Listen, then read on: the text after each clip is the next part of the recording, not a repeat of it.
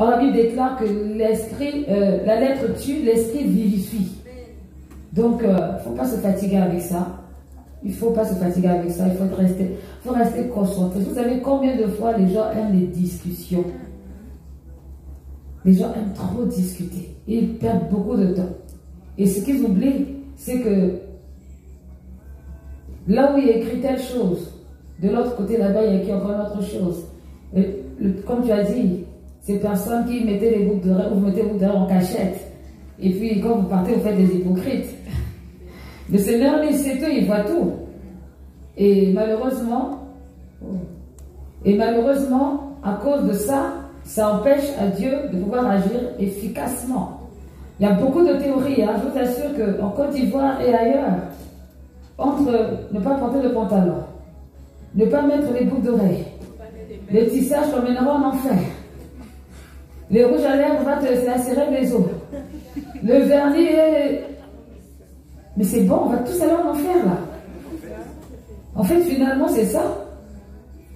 Mais c'est pas possible. Oui, c'est vrai qu'on a eu... Je me rappelle la première fois que Chaka est venu, il y avait les démons dans sa perruque. C'est vrai. Mais depuis là, est-ce qu'elle a encore retombé avec... C'est quoi ça? En fait, c'est les stigmatisations inutiles et tout. Si tu fais ça, tu vas en enfer. Si tu fais ça, tu vas en enfer. Si tu... J'ai rêvé. Vous passez votre temps à rêver les gens qui vont en enfer. Quand vous allez rêver que ceux qui vont au ciel, vous découragez les gens.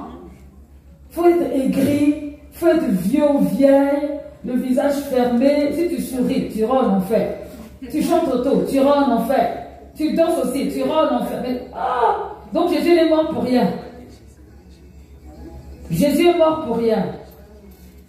On a dit qu'il y a le salut en Jésus, dans le nom de Jésus-Christ. Nous, on a transformé le salut dans les mèches, dans les pantalons, dans les boucles d'oreilles. C'est du n'importe quoi. Moi, personnellement, si je n'aime pas que les hommes portent boucles d'oreilles, c'est surtout parce que ça fait efféminé. C'est surtout ça.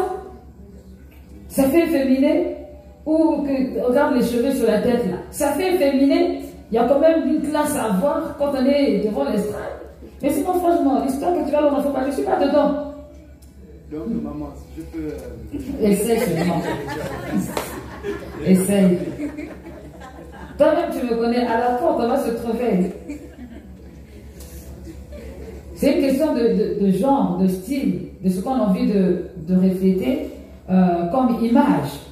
Et c'est pas ça qui va t'emmener en enfer ou au ciel, ou je ne sais pas, c'est du n'importe quoi.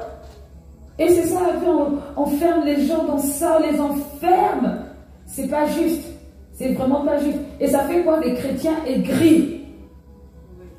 Des chrétiens aigris qui ne donnent même pas envie à d'autres personnes de se convertir. À force de voir le mal partout. Tout est mauvais, tout est mauvais. Ta jupe, elle est mauvaise. Ton haut, il est mauvais. Tes cheveux sont mauvais. Tes mèches sont mauvaises. D'ailleurs même, il y a quelqu'un qui a fait une blague sur Facebook qui disait que oui, mais les pasteurs qui veulent que les femmes mettent le voile sur la tête. Mais le tissage qu'ils mettent là, c'est déjà un voile.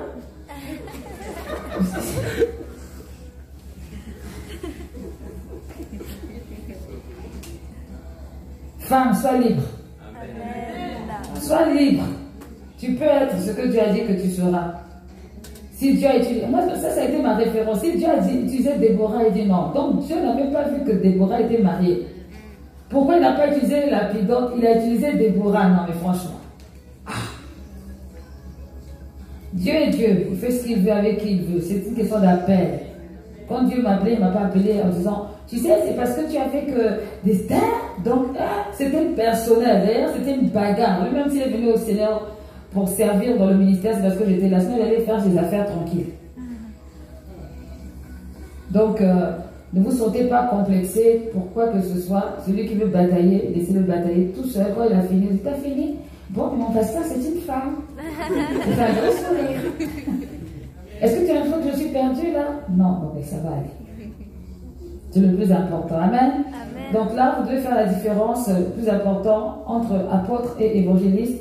L'apôtre, c'est celui qui est envoyé pour une mission particulière et qui a transmis le message originel de Christ, le message de l'évangile. Et l'évangéliste, c'est ceux qui ont reçu de Dieu le don de proclamer l'évangile à ceux qui ne sont pas sauvés. Donc à ceux qui ne sont pas sauvés. Donc les références que vous avez données tout à l'heure, c'était des bonnes références. Et pour l'évangéliste, je vais rajouter Acte 8, versets 5 à 8.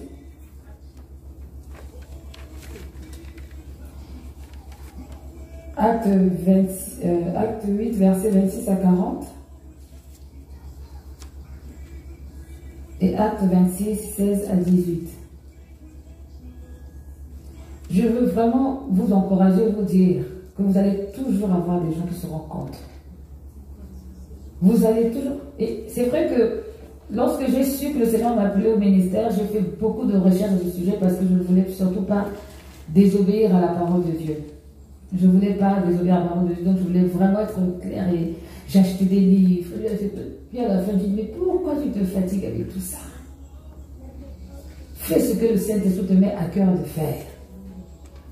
Ce qui n'est pas le fait d'une conviction est un péché. Toi, tu as la conviction, avance. Ouais. Et puis voilà. Donc, vous allez avoir des gens autour de vous, parfois des anciens convertis depuis longtemps, des bibliothèques spirituelles, je les appelle, les vieux, les femmes, ils ont même fait des thèses là-dessus. Vous allez discuter avec eux, vous n'allez pas gagner. Parce qu'en fait, ils viennent avec une idée et ils ne comptent pas changer cette idée. Donc, c'est une discussion inutile qui ne portera pas de fruits. Donc, priez pour lui ou pour elle et puis avancez. Un jour, le Seigneur parlera au cœur de chacun et c'est ça qui est le plus important. Donc ne soyez pas dans la confusion. Rappelez-vous que Jonas était une apôtre, pas un apôtre. Une apôtre. Amen. Amen. Bon, on va se lever à prier, vous aurez avancé. Et retenez et allez lire. Amen.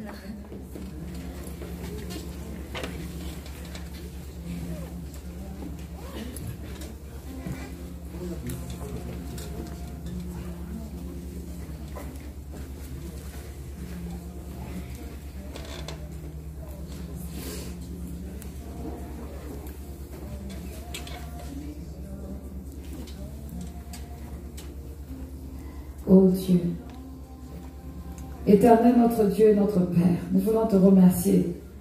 Seigneur, parce que tu as utilisé encore une fois de plus ma bouche pour rassurer, Seigneur, quelqu'un qui était dans la confusion. Merci vraiment, Seigneur, parce que tu es fidèle. Tu es vraiment fidèle, oh Dieu. Et tu veux nous emmener, Père éternel, de gloire en gloire, à expérimenter grandement ta présence. Seigneur, alors que nous sommes en train de prier pour renverser tout blocage, tout ce qui nous empêche de nous approcher de toi, nous voulons te mettre au centre de nos vies. Au centre de nos vies, Seigneur. Père, prends la place, élève-toi et glorifie ton Saint-Nom. Appelle chacun, ô Dieu de gloire, à t'élever et à te servir, là où tu veux, là où tu désires. Quelle que soit la culture, la coutume, l'endroit, l'origine, mon Dieu, mon roi, appelle chacun à faire ce que toi tu as programmé. Étends ta main, ô Dieu, et donne la soif, augmente la soif dans les cœurs au nom de Jésus-Christ, afin que ta parole puisse produire des fruits. Tu as dit dans ta parole, allez par tout le monde faire des nations des disciples. Proclamez-leur la bonne nouvelle. Oui, Seigneur, ô Dieu de gloire, nous voulons annoncer la bonne nouvelle. Nous voulons proclamer, Seigneur, ô Dieu de gloire, ce que tu as dit, ce que tu as promis, ce que tu as, Seigneur, ô Dieu, mis en place pour le salut de toute l'humanité. Merci, mon Dieu, mon roi, pour ta parole qui nous fait du bien, qui nous restaure. Ta parole qui nous éclaire, qui est une lampe à nos pieds, une lumière sur nos sentiers. Merci, Seigneur, oh Dieu, parce que c'est cette parole qui nous justifie. Et ce soir, nous voulons te rendre toute la gloire, Seigneur, oh Dieu, pour ce que tu as préparé d'avance pour nous. Oh Dieu, je prie pour les femmes de cette église. Je prie, mon Dieu, mon roi, que, oh Dieu de gloire, tu les élèves. Je prie que tu leur donnes la force, Seigneur Dieu de gloire, pour résister devant les tentations de l'ennemi, pour résister devant, Dieu de gloire, les accusations, au nom puissant de Jésus-Christ. Oh Dieu de gloire, je prie pour toutes celles, Dieu de gloire, dans quelques domaines qui soient, à qui tu as donné une vision, Seigneur, mes entreprises, mon Dieu, mon roi, mon Dieu, élève-les au nom de Jésus-Christ. Élève-les, mon Dieu, mon roi, afin qu'elles avancent, qu'elles progressent, qu'elles puissent sortir ta main, ta présence qui vaut mieux que la vie. Seigneur, aucune présence, Seigneur, masculine ne peut empêcher à ta gloire de se manifester. Tu es Dieu et tu resteras Dieu.